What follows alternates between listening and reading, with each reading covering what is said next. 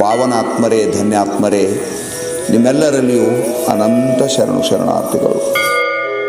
ಪರಮಾತ್ಮನ ಖಾಯಂ ಅಡ್ರೆಸ್ ಎಲ್ಲಿ, ಖಾಯಂ ವಸ್ತು ಎಲ್ಲಿರ್ತದ ಪರಮಾತ್ಮನಂದ್ರೆ ಸಂತರ ಹೃದಯದೊಳಗಿರ್ತದ.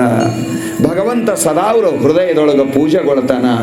ಯಾರ ಹೃದಯದಲ್ಲಿ ಶಿವನು ಲೀಲೆಗೈವನು, ಧರೆಯೊಳವಗೆ ಸರಿ ಯಾರು ಧನ್ಯನು. ಡಮರುತ್ರಿ ಶೂಲ ಹಿಡಿದು ಕುಣಿಯುತ್ತಿರುವನು. ಬಹಳ ಸುಂದರವಾಗಿರ್ತಕ್ಕಂಥ ಮಾತು. ಅಮರಗಣಗಳೊಡನೆ ಸೇರಿ ನೃತ್ಯಗೈವನು. ಪರಮಾತ್ಮ ಎಲ್ಲಿ ಅದನ ಅಂದ್ರೆ ಸಂತರ ಹೃದಯದೊಳಗದನ. ಸಂತ ಹೃದಯದೊಳಗೆ ಪರಮಾತ್ಮ ಸದಾ ಲೀಲಾ ಮಾಡ್ತಿರ್ತಾನ. ಪರಮಾತ್ಮನ ಲೀಲಾ ಭೂಮಿ ಸಂತರ ಹೃದಯದ. ಪರಮಾತ್ಮ ಎಲ್ಲಿ ಅದನ ಅಲ್ಲಿ ಶಾಂತಿ ಅದ. ಪರಮಾತ್ಮ ಎಲ್ಲಿ ಅದನ ಅಲ್ಲಿ ಆನಂದ ಅದ. ಪರಮಾತ್ಮ ಎಲ್ಲಿ ಅದನ ಅಲ್ಲಿ ಸಮೃದ್ಧಿ ಅದ.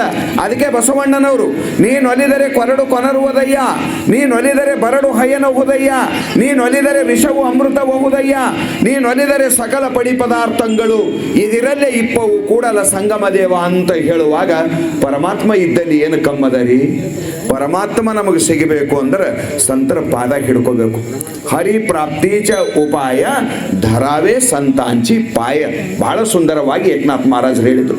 ನಿನಗೆ ಪರಮಾತ್ಮ ಬೇಕಾಗ್ಯಾನ ಅಂದ್ರೆ ಸಂತರನ್ನ ಆಶ್ರಯಿಸು, ಸಂತರನ್ನ ಆಶ್ರಯಿಸು.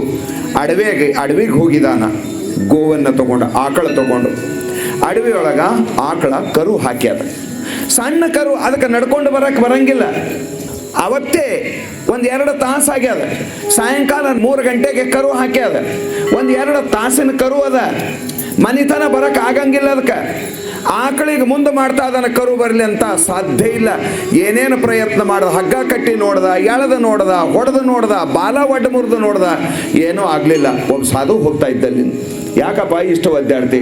ಇಲ್ಲ, ಹೊತ್ತು ಹೋಗ್ತದ, ಕರು ಹಾಕ್ಯದ ಆಕಳು, ಮನೆಗೆ ಒಯ್ಬೇಕಂದ್ರೆ ಬರ್ತಾ ಇಲ್ಲ, ಅದು ಬೆನ್ನತ್ತಿ ಬರ್ತದಂದ್ರೆ ಬರ್ತಾ ಇಲ್ಲ, ಹೀಗಾಗ್ತಾ ಅದ ಅಂದಾಗ ಸಂತ ಹೇಳಿದ್ನಂತ, ಹಾಗೆ ಮಾಡಬೇಡ ನೀ ಪ್ರಯತ್ನ ಏನು ಮಾಡಿದ್ರು ಆಗಂಗಿಲ್ಲ. ಈಗ ತಾನೇ ಜನಿಸಿದ ಕರು ಅದ, ಅದಕ್ಕೆ ನೀನು ಹೆಗಲ ಮೇಲೆ ಹಾಕೊಂಡು ನೀ ಮುಂದಾಗು. ನೀ ಯಾವ ಪ್ರಯತ್ನ ಮಾಡೋ ಜರುರತ್ತಿಲ್ಲ, ನಿನ್ನ ಹೆಂಬಡಿ ತೊಳೆದು ಆಕಳ ಮನೆಗೆ ಬರ್ತದ ಅಂತ ಹೇಳಿದ್ನಂತ. ಹೇಳುವ ಅಭಿಪ್ರಾಯ ಏನು ಅಂದ್ರ, ಸಂತ ಅಂದ್ರೆ ಪರಮಾತ್ಮನ ಮಕ್ಕಳಿದ್ದಂಗೆ. ಸಂತರ ಇದ್ದಲ್ಲಿ ಪರಮಾತ್ಮ ಇರ್ತಾನೆ.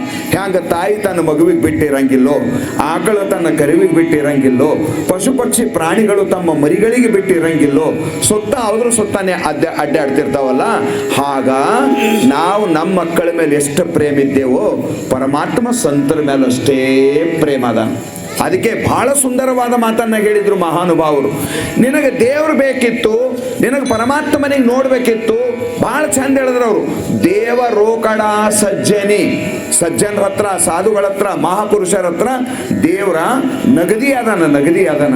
ನೀ ಸಂತರನ್ನ ಆಶ್ರಯಿಸು, ನೀನು ಮಹಾತ್ಮರನ್ನ ಆಶ್ರಯಿಸು. ಮನಸ್ಸು ಬಹಳ ಚಂಚಲದ. ಇದು ಕೊನಿತನ ಹೋಗೋದು ಬಹಳ ಕಠಿಣ ಅದ.